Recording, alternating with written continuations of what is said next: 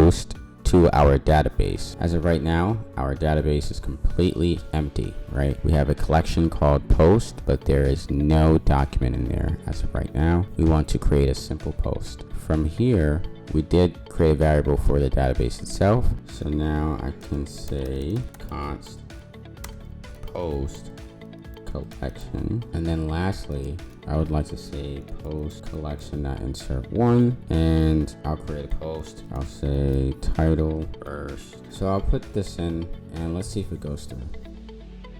Okay, so we did get a response back. Let's check the database. We refresh. Excellent. So we now have a post officially in our database. Look how fast we created that API route.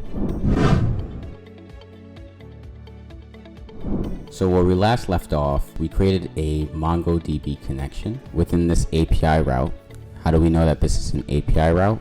Well, it's in the API folder within the pages folder. We connected to MongoDB by importing the Mongo package. Then we utilize the URI that we currently have saved within our .env environment, .env.local. From there, we created a new MongoDB connection to the database that we created earlier. So if you don't remember the database we created earlier, it's right over here. We have a database called FSEZDB. Then there we have a collection called post. Within the post collection, we're able to put documents, and the data that we were able to put in successfully, our first post that we're looking at here. We sent a GET request from Thunder Client. It's an extension that's available within Visual Studio Code and allows us to test our APIs. We could do the same thing with Postman. Thunder Client is right here within Visual Studio Code, so it seemed a lot easier.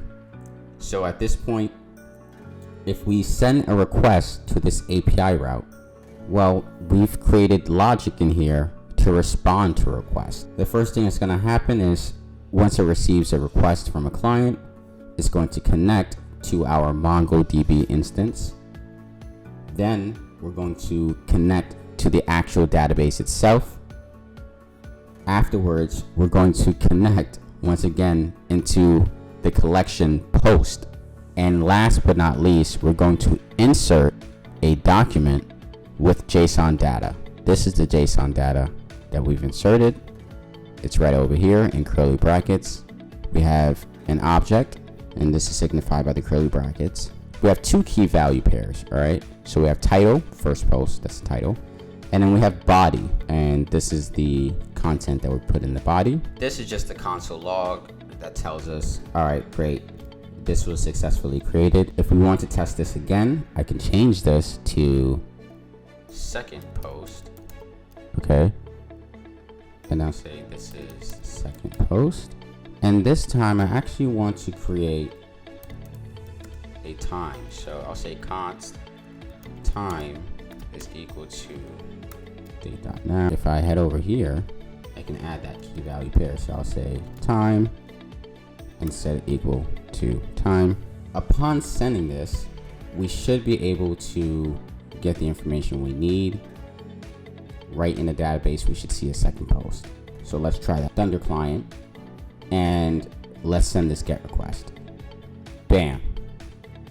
So we did receive a response and a status of 200, which means things were a-okay. Let's check the database. So if we refresh, wonderful. So we do in fact see our second post. Now, interestingly enough, I have time here, but it's a bunch of digits that we can't recognize, right? So how about we change that? This is actually setting up what's called UTC time. It's pretty much calculating the amount of time ever since 1970 up until now. And that's how computers keep track of time. We head back to our code base.